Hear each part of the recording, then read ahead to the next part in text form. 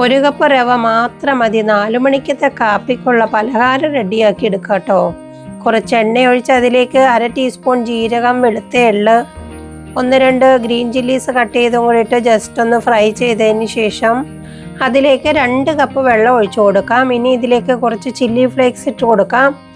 ആവശ്യത്തിന് ഉപ്പും കൂടി ചേർത്ത് കൊടുക്കാം. ഉപ്പ് എല്ലാവരും അവരുടെ ടേസ്റ്റിനനുസരിച്ച് ചേർത്ത് കൊടുക്കണം. കുറച്ച് മല്ലിയിലയും കൂടി ഇട്ട് നന്നായിട്ട് തന്നെ ഒന്ന് തിളയ്ക്കാനായിട്ട് കൊടുക്കാം. തിളച്ച് കഴിയുമ്പോൾ ഇതിലേക്ക് 1 കപ്പ് റവയാണ് ഇട്ട് കൊടുക്കുന്നത്. 2 കപ്പ് വെള്ളമാണെങ്കിൽ 1 കപ്പ് റവ ഇട്ട് കൊടുത്ത് ലോ ഫ്ലെയിമിൽ വെച്ച് നന്നായിട്ടൊന്ന് മിക്സ് ചെയ്തെടുക്കാം.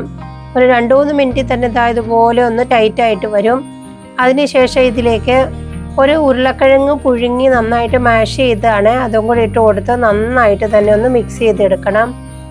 ഇനി എണ്ണ നന്നായിട്ട് ചൂടായി കഴിയുമ്പോൾ നിങ്ങൾക്ക് ഇഷ്ടമുള്ള ഷേപ്പിൽ ചെറിയ ബോളുകളായോ അല്ലെങ്കിൽ ട്രയാങ്കിള് അങ്ങനെ എന്ത് രീതിയിൽ വേണേലും നമുക്കിത് ഉണ്ടാക്കിയെടുക്കാവുന്നതാണ്.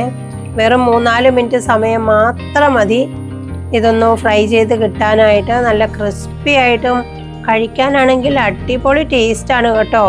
ഇങ്ങനെ പല രീതിയിൽ നമുക്ക് പല ഷേപ്പിൽ കുട്ടികൾക്ക് ഉണ്ടാക്കി കൊടുക്കാവുന്നതാണ്.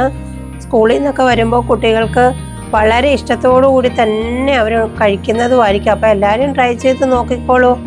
വീഡിയോ ലൈക്ക് ചെയ്യാനും ചാനൽ സബ്സ്ക്രൈബ് ചെയ്യാനും മറക്കരുത് കേട്ടോ.